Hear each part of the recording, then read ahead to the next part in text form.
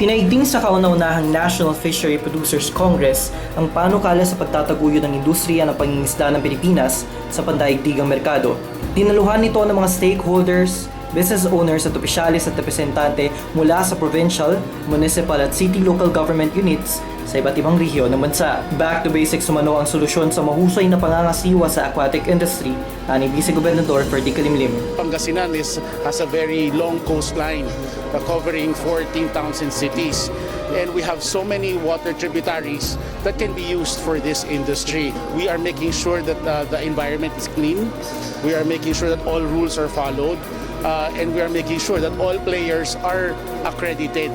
Dagdag pasalidad naman ang mungkahi ni Rudy sa pagdoble ng produksyon. Damihan yung payaw para dumami yung isda dito sa ating lugar. Yan yung nilalagay nila parang artificial na pagsiltera ng mga isda. Louis de la Vega, Pangasinan Watch.